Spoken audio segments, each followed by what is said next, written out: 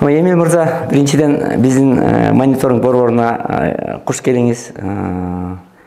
Сиз ушу саясий эксперт болуп көп жылдан бери аракет кылып өзүңүздүн пикириңизди билдирип жүрөсүз. Ал боюнча биз аябай угуп, көз карашыңыздар менен тең бөлүшүп жүрөбүз.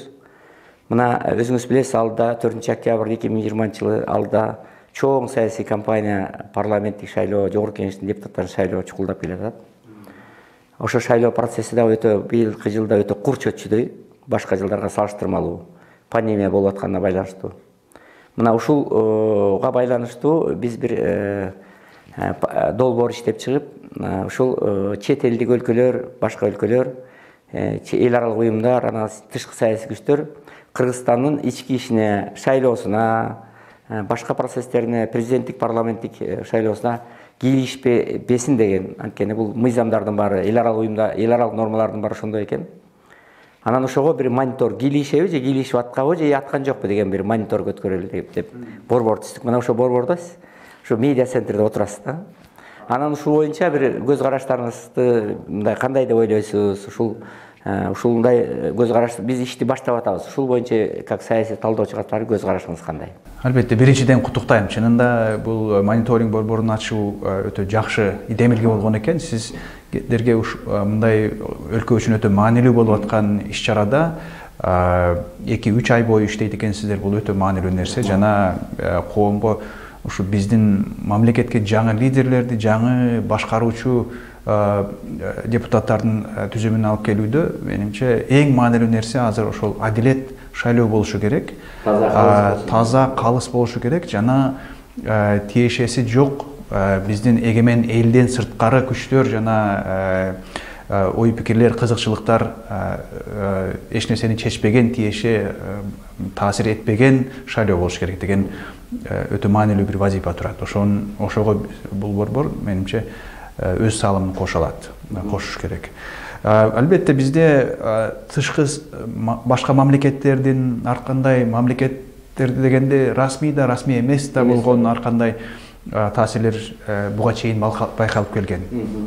Анын арасында албетте Кыргызстан мамлекет болгондон кийин ар кандай тышкы саясатта жакын алака кылган партнерлорубуз бар, стратегиялык партнерлору бар, жакын кошуна мамлекеттери бар, алысырактары бар. Ошолордун баарысы албетте дайыма ошо шайлоого келгенде биздин өзүбүздүн саясий лидерлер эл таразасына түшүп атканда буга чейин мурдакы жылдары ап-ачыктан эле өздөрүнүн ага чейин болуп келген, шайлоого чейин болуп келген мамилелерин, жолугушууларын, кол алышууларын элдин көңүлүнө тартуулап, ошол аркылуу кайсы бир деңгээлде шайлоочулардын колдоосун, көңүлүн өзүнө оң жагына бурууга аракет кылып, ошондой салмактуу дүйнө жүзүндө урматталган сыйга ээ болгон саясатчылардын аз болсо да ошолордун демин өзүнө да кайрып алуу деген аракеттер болгон. Бирок азыркы шайлоо мыйзамына жараша андай чет мамлекеттик лидерлердин, расмий кишилердин сүрөттөрүн же алар менен кошо болгон видеолорду негизи үгүт материалы катары колдонуу мүмкүн эмес. Ооба, ага азыр бөгөт коюлган. Бирок ага карабастан ар кандай бейрасмий же үгүт материалы эмес деген сыпатта түрдө колдонулуп кетиши да мүмкүн, кайсы бир деңгээлде купуядан колдонулуп деле жүрөт. Андыктан биз граждандык коом, жарандар жана ошо партиялардын өздөрү бири-бирин тескеп караганда менимче бул маселеге тыкан корообуз зарыл. Анан дагы Эмил мырза, дагы бир сиз көп жылдан бери ушу саясатта байкап келатасыз, талдап. Мисалы бизде ушу шайлоонун алдында эле биздин саясатчылар, депутаттар, коомдук ишмерлер ошо президенттик шайлоого же парламенттик шайлоого катыша тургандар океандын ар жагына жөнөшөт. Билесиз баягы. Американын президенти түшүк тамак берет экен деген шылтоо менен, башка менен барып анан конгресстин кээ бирөөлөрүнүн батасын алып келет. Президенттин аппаратына барышат, тиги Америкага чейин барат. Депутаттар менен сүйлөшөт, сүрөткө түшүшөт дегендей. Анан океандын бери жагына чейин баргандар бар. Мына кошумда биз өлкөлөр мына чоң эң державалардын бири күчтүү Россияга, бияка Казакстанга каттагандар бар. Анан ошо мен баланча менен жолугуп келдим, Госдумага барып келдим, президентке жолуктум, премьерге жолуктум. Анан ошолордун мына деп келип, анан өзүңүз айткандай бияктан бир ушул традиция сыяктуу болуп калды. Ушуга кандай карайсыз мисалы? Бизде мындай кайсы жака элдер барат, биздин саясатчылар кимдер менен кол алышып, кимдер менен сүрөткө түшүүгө аракет кылышат. Муну биздин ички саясаттагы симпатиялардан, элдин жактыруу жактырбоосунан деле байкаса болот да. Бизде байкасаңыз бийликте тургандар, бийликке жакын же бийликтин ичинде орун алып келген, же деги эле ошо лидер болуп келген саясатчылар эгер шайлоого бараткан болсо, негизинен Россияга барышат. Кремлден батасын алганга аракет кылышат. Апачык эле алып деле жүргөн мурда, азыр деле ошондой сөз көп. Оппозициячылдар башка ошо Кремль менен жакын мамилеси жоктор ошо башка мамлекеттерге барганга аракет кылышат. Бирок Америкага барганын сейрек, албетте мындай эсептеп көрчү болсок, жана биздин ошо көрүнүктүү элге көрүнүктүү саясатчылар барышты же бирөө менен маанилүү бирөө менен кол алышты деген сейрек болчу. Анткени Америка үчүн Кыргызстан бул өтө бир экинчи, үчүнчү катардагы мамлекет. Россиядагыдай бизге болгон мамиле албетте ал мүмкүн эмес. Ал президенттер менен расмий президент, шайланган президент деле убакыт ала албайт жолугууга. Бирок андан да маанилүүрөөгү, эгер Америка менен бир тыгыз байланышы бар экен, америкачыл саясатчы экен деген бир киши боюнча бир сөз айтылса, ал шайлоодо терс маанеге ээ болуп калышы мүмкүн. Анткени биздин шайлоочулардын арасында, негизи жарандардын арасында ар кандай сурамжылоолор болот да, жыл сайын болуп турат.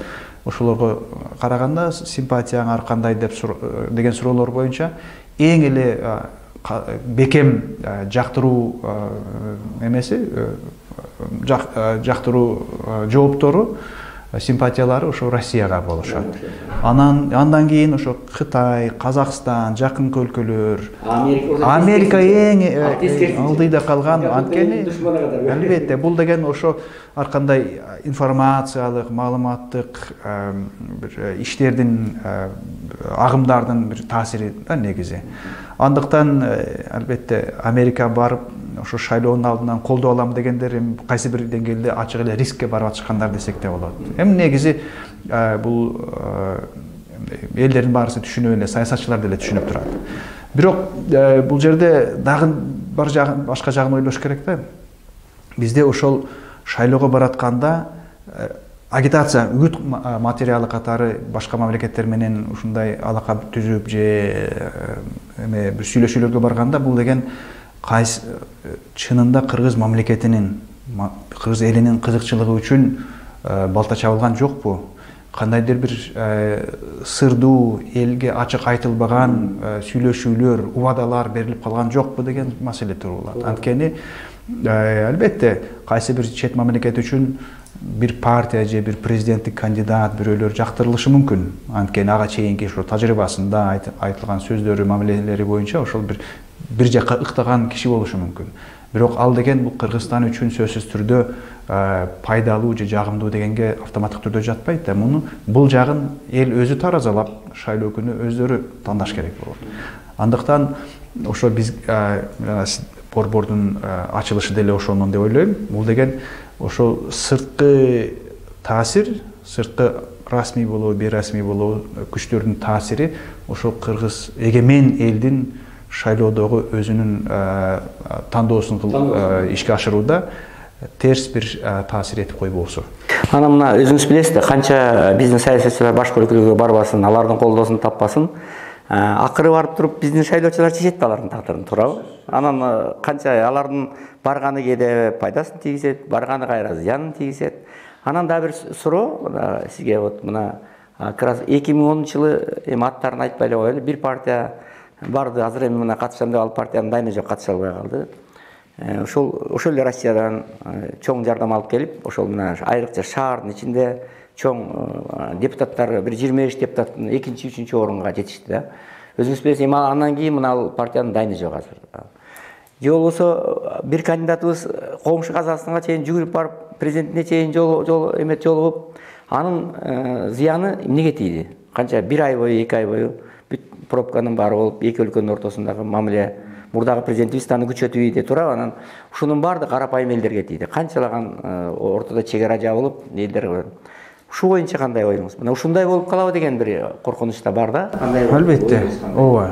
Кайра эле эми албетте жалпысынан алганда бизде ушу демократиялык өлкө кайсы бир деңгээлде албетте тана албайбыз. Биз демократиялык өлкөбүз. Бизде ошондой шайлоо болгондо президенттик болобу, парламенттик болобу бул жарыш жүзүндө чыныгы конкуренттүү негизде шайлоо жүргүзөбүз. Бирок ошол конкуренция жүрүп атканда элдердин добушун өзүнө тартууга болгон аракеттери ар кандай ыкмаларга барып атышпайбы? Анын арасында ички өзүбүздүн процесстерде албетте биз баарыбыз билгендей чоң мүчүлүштүктөр, кемчиликтер, мыйзамсыз деле аракеттер болуп жүрөт. Ага каршы биз ошо мыйзамдарды өзгөртүп деле келатабыз, күчөтүп деле. Бирок ошо сырткы акторлорду биздин шайлоо өнөкөтөрүбүзгө алып кирип, өнөктүктөргө биздин мамлекетти же саясий процесстерди ошонун айынан бир тобокелге түртүү деген бул менимче жоопкерсиздик. Жана сиз айткан, эстеткен ушу 17-жылкы президенттик шайлоодо болуп өткөн нерсе бул чындыгында чоң бир тобокелдик болду. Бирок ошондо деле көрүп атпайбыз. Бир чети ошол Казакстандын президенти менен жолугушуу пайда алып келмек. Ошондой пайдасы тиет, оң жагына таасир берет деген ойдо барышты да, ошондой жолугуу болду. Жолугуу чынында тескери болуп калды. Эмнеге тескери болду? Анткени бир чети ал жолуккан киши оппозициячыл жана бийликтин жанынан чыккан киши эмес болчу. Бийлик аны ошол жолугушунун кескин терс жагына маани берүүгө толук аракет кылды. Анан албетте коом да даяр болчу. Анткени коомчулук бизде ошол тышкы бир актор өзгөчө бизге жакын болуп турган башка мамлекеттин лидери жанагындай биз ар кандай Казакстан менен болуп өткөн ар кандай жаңылыктарда болуп аткан пикир келишпестиктер орун алып аткан кезде ошентип жолугушуу элге деле жаккан жок. Бул деген ошо элге да зыян тийди, экономикага зыян тийди, шайлоо процессинин чыныгы айкын, нейтралдуу, объективдүү жүрүүсүнө да зыян тийди. Чынында менимче ошол эпизод болбогондо бизде президенттик шайлоо дагы да алдаганча жакшыраак болмок. Жогорку деңгээлде болот эле, туурабы? Балким ошол эле кандидат, жүгүрүп барган кандидат. Балким өтө чоң, балким экинчи тур болуп калат беле. Результаттар өзгөрбөсө деле ушундай сыяктуу суроо туудурган, күмөн жараткан иш-чаралар болбогону эл арасында ошо шайлоого болгон ишенимин арттырмак, күчтүүрөөк ишеним болмок. Эми дагы бир чети глобалдуу, татаалыраак, бирок сиз жооп турган суроо.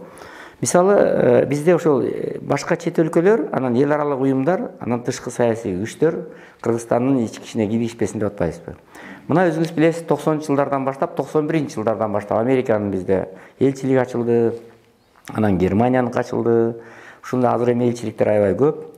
Айрыкча Европанын элчилиги. Ушул бизде эл аралык уюмдар Кыргызстандагы граждандык коомго, анын ичинде мына биз да барбыз. Мен укук коргоочу катары канча жылдан бери келатам.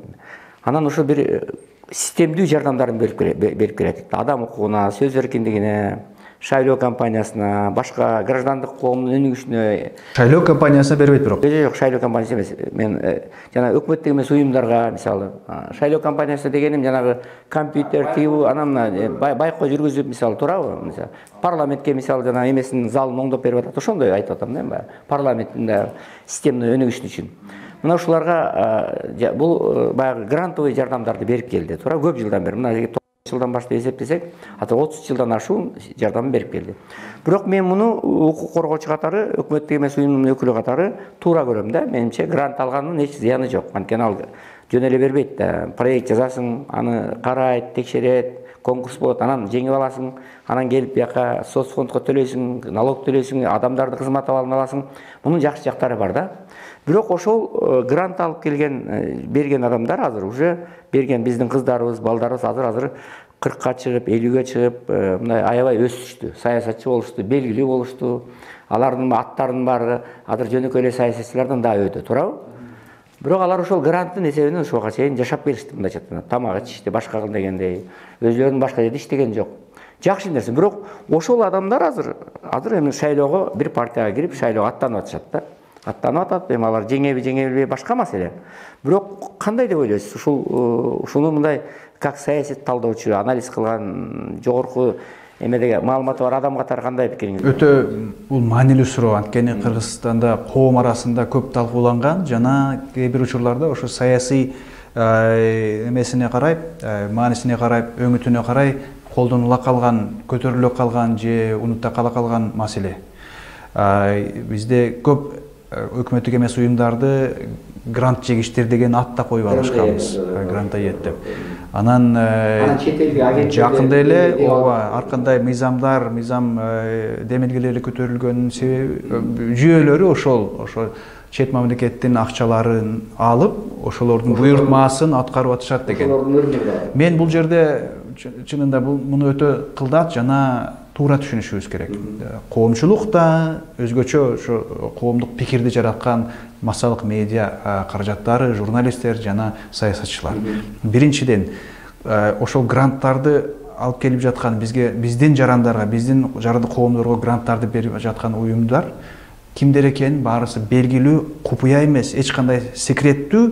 Эгер чыныгында бир көмүскөдө калып жаткан булактардан акча келип атса, бул сөзсүз түрдө аныкталышы керек. Гранттар толук ачык түрдө эл алдында жанагындай кулактандыруу, чакыруулар бардыгына жетиштүү, жеткиликтүү. Мамлекеттик уюмдар да билет кайсы уюм, кайсы фонд, кайсы мамлекеттен келген фонд кимдерге акча берип атканын баарысы билишет.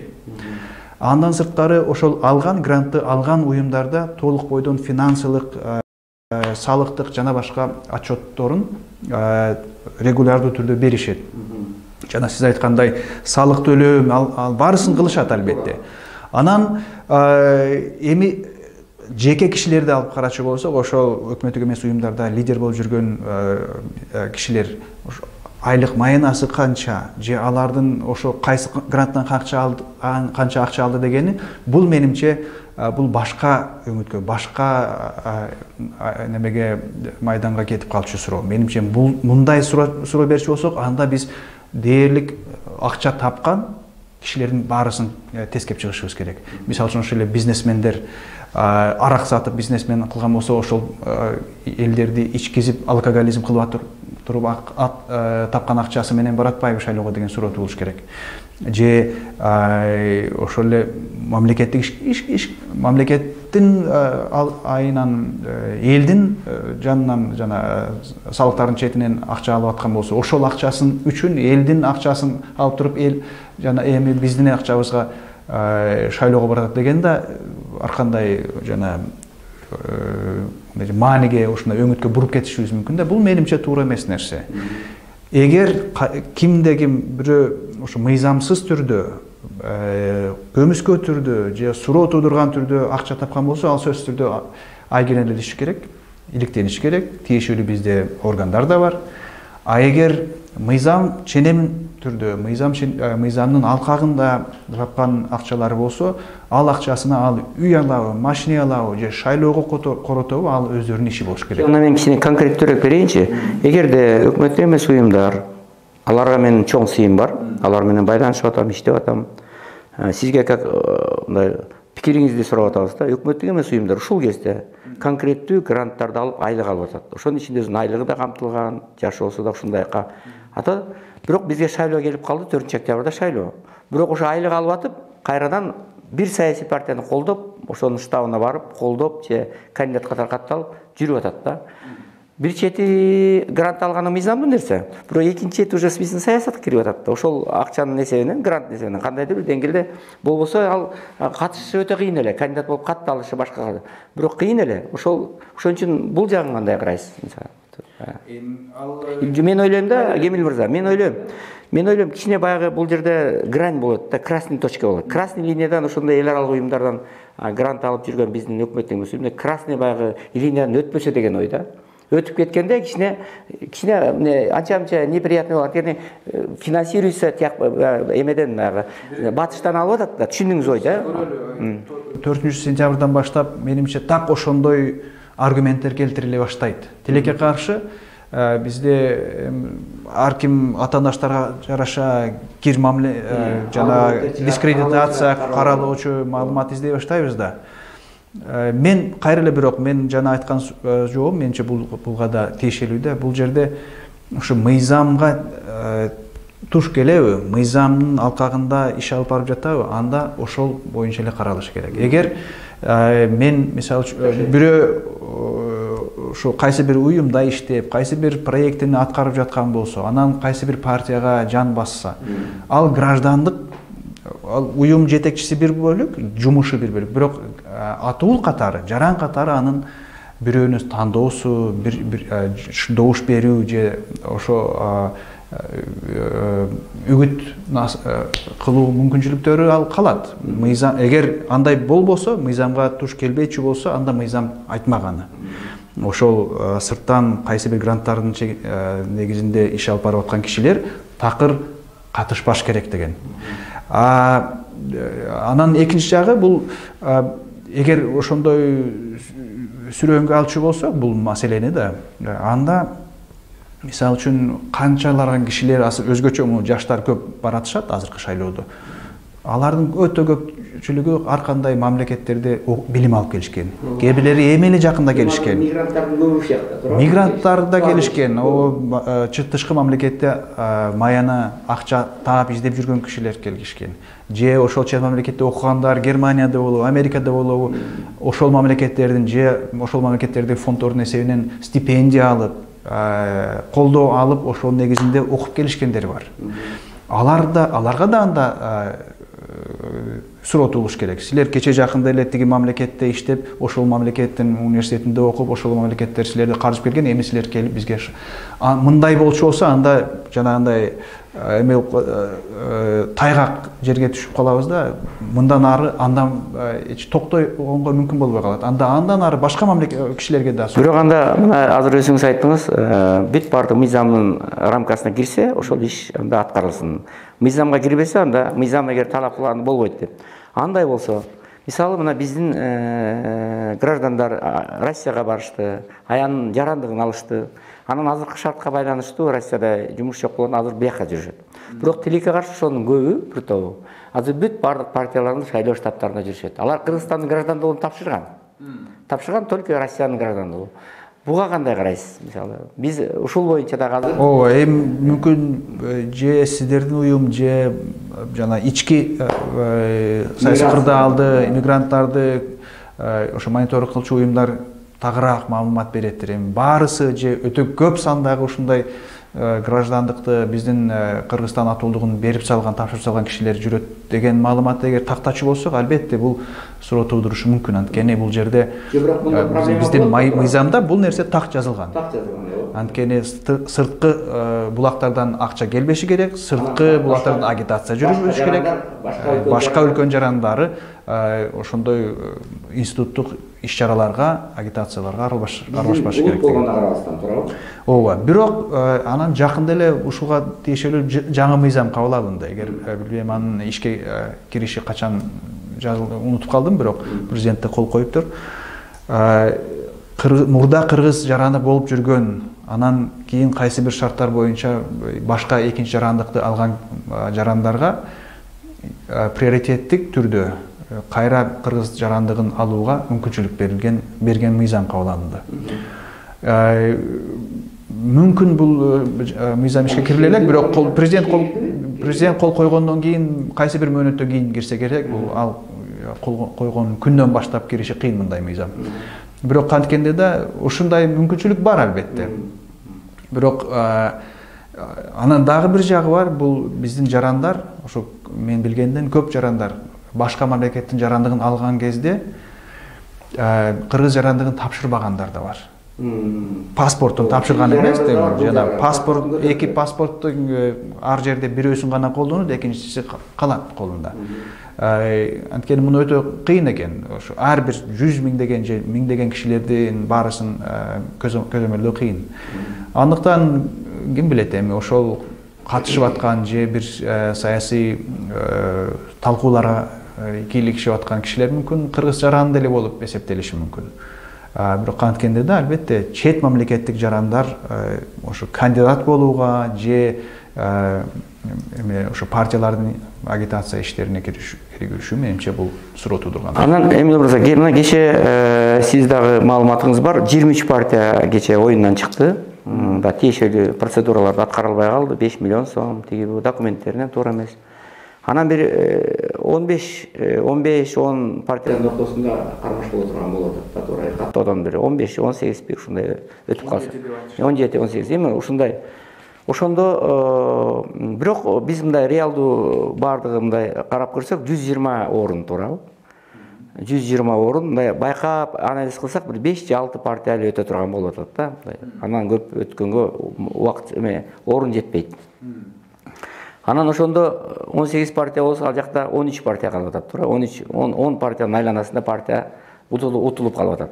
Анан дагы башкалар дагы азыр мындай пикет кылып, митинг кылып жүргөндөр да бар. Алар дагы ошо партияда жүрүшөт, алар дагы утулуп калышы мүмкүн. Анан кечээ сиздин кесиптешиңиз Марсалиев мырза, талдоочу, саясий талдоочу биз сыйлаган, келип ушул украинский вариант Кыргызстанда дагы толугу менен болушу мүмкүн болот деген сыяктуу мындай катуу өзүнүн жыйынтыгын берип кетти да. Анан чынында эле жанагы утулуп калган партиялар жөн эле жатып калбайт да. Алар да бир пикирлерин айтып өзүн көргөзүш керек. Ушу боюнча караса, анан бизде дагы мындай эмне ушундай бир тополоң болушу күтүлүүдө же биз мен ага айттым Марсалиевке. Биздики Европа, Беларусь Европада жайланышкан. Биз болсо Азиябыз. Европанын өнүгүүсү менен биздин өнүгүү демократия жагынан алганда дагы биздеги НПОлорду Тихановская кылыштай өтө татаал маселелерден дедим да, мисалы. Ошон үчүн ушул багытта өзүңүздүн көз карашыңыз кандай? Эми андай кескин божомол кылууга менимче негиз жок азыр. Беларусь өлкөсү менен алардын жакынкы басып келген тарыхы менен бизди салыштыруу өтө болбойт. Ал жерде 26 жылдан бери бир президент өлкөнү менчик сыяктуу кылып башкарып келген. Эл менимче Тихановскаяны колдоо эмес, ошол 26 жыл болуп турган президентке тойгондуктан чыгып атат. Анан буга чейин ошо буулугуп келген, кысталып келген саясий көз караштар, протесттер эми көчөгө агып чыгып атат. Кыргызстанда бул жыл сайын болуп турган нерсе. Бизде андай буулугуп калган бир мурдатан толук көбөйүп кеткен дооматтар деле жок, жылдар бою камалып кеткен. Бирок бизде азыркы кезде чынында байкашыбыз керек, азыркы дооматтар бар, азыркы проблемалар бар. Бизде пандемиянын алкагында бизде экономикабыз өтө кыйын абалга туш болдук. Пандемияга кошо азыр суу аз болду деп мына кышкы жана жылытуу сезонунда мүмкүн кандай проблемалар болуп калышы мүмкүн деген сөздөр көп болуп атат. Электр энергиясы өчүүсү же регулярдуу азайып калуусу болот мүмкүн деген сөздөр айтылып атат. Анан буларга кошо албетте акыркы жылдары жана көп элдин арасында талкууланган, элдин кыжырына тийген ар кандай парламенттин алкагындагы иштер болгон. Бул эл ушунчалык ар кандай сөздөрдү да ат коюп алышты, каймана аттарды бул парламенттин 6-чы парламенттин депутаттарына. Элдин пикири өтө төмөн бул парламент боюнча. Жана ошол парламенттин мисалында ушу парламентти негизге алып, көп элдер партияларга да нааразы. Депутат деген негизи, депутат деген институтка нааразы, парламентке нааразы. Бул албетте элди түшүнсө болот. Бирок парламент керек, депутаттар керек, жакшы депутаттар, жакшы парламент иштөөсү бизге маанилүү экенин албетте биз туура түшүнүшүбүз керек.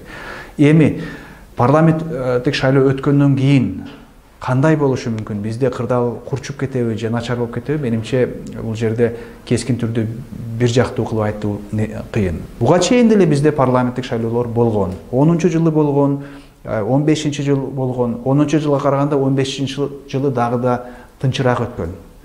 Бир канча партиялар ар шайлоодо эле утулуп калат. Жанагы 7%дык тепкичтен осмодон өтө албай калган партиялар албетте нааразылыгын айтышат, мүмкүн макул эместигин айтышат, бирок кайсы бир деңгээлде коркунучтуу деңгээлде кескин кадамдарга барды, радикалдуу бир мобилизация кылды деген тажрыйбада болгон жок, акыркы жылдардагы тажрыйбада. Менимче ошо башка экономикалык, социалдык маселелер кошулуп, ошонун негизинде бир толкундоо болбосо, так шайлоо боюнча гана толкундоонун бир эле негизи бар менимче. Бул деген эгер өтө кескин түрдө көз көрүнүү бузукулук болсо, шайлоону бурмалоо болсо, кайсы бир партиялар өтө бир мыйзамды көзгө илбей бизге тааныш болуп калган баягындай административдик ресурс же акчанын ресурсу же жана каралар деп коебуз, криминалдык ресурстар кишилер колдонулуусу, бул албетте өтө коркунучтуу. Кыскасы, Эмил мырза, эгерде биздин алдыда боло турган парламенттик шайлоо 4-чектерде таза өтсө, кандайдыр бир салыштырмалуу баягы карама-каршылык болгон менен ошо корутундусу калыс чыкса, анда утулуп калган партиялар дагы ошо муюп туура түшүнүп калат. Менимче алар акырында макул болушат. Революция болот же төңкөрүш болот дегенге менимче андай негиз жок азыр. Акыркы суроо баягы эми Кудай буйрса баардыгы эле жакшы болсун деген оюбуз бар. Башка мамлекеттер, башка бир күчтөр Кыргызстандын ички ишине кийлишпей калса биз үчүн жакшы да. Бирок Эмил мырза, эгерде ошондой фактылар чыкса, кээ бир партиялардан ошол далилденсе, ошол бизде далилдер болсо, ошону биз мындай каражат маселеси боюнча, кийлишкен боюнча, анан биз ошолорду бир коомчулукка чыгарып, коомдук пикир түзүп, анан укук коргоондарына кайрылып тиешелүү. Ошонтип эле деген бир эгерде ошондой фактылар табылса, биз баягы незыблемый дегенде баягы эчтекесине карабайбыз. Потому что биздин ички мамлекеттин ички ишине кийлигишүү башка. Бул деген өтө чоң билесиң кылмыш иши. Биз ошону бир бетин ачалы деген оюбуз бар. Эгер ошондой фактылар катталса, ушуга кандай карайсыз? Эгерде эми албетте сиздер ошо мониторинг жүргүзчү бир проект баштаган уюм катары албетте сиздер силерге кандай маалымат келген болсо, ошол бирок албетте эми бейөкмөт уюм катары, проект катары сиздер эми тергөөчү органдардын ишин алып бара албайсыздар да. Бирок ошол жеткиликтүү маалымат чыкчу болсо, албетте сиздер ошону чагылдырып, мүмкүн коомчулукка жеткирүү, мүмкүн иш аракеттерин кылууңуздар мүмкүн. Анан ошо эң негизи акырында ошо шайлоого келгенде негизги максат эмне бул жерде? Ошол элдин тандоосу, элдин жаңы парламентти алып келүүсү тиешеси, ал тандоого тиешеси жок, сырткы биздин мамлекеттен сырт болгон кызыкчылыктардын таасиринен улак аткарылса деген максат. Ошону ишке ашыруу менимче албетте бул өтө маанилүү иш. Эмил мырза, эми кандай сиздин мына биздин келечекке жол мониторинг борборуна, медиа борборуна келип мына 1 саатка чукул маек куруп бердиңиз. Сизге ыраазычылык билдиребиз. Бирок сиздин өзүңүздүн дагы жалпы биздин жарандарга кыскача оюңуз барбы?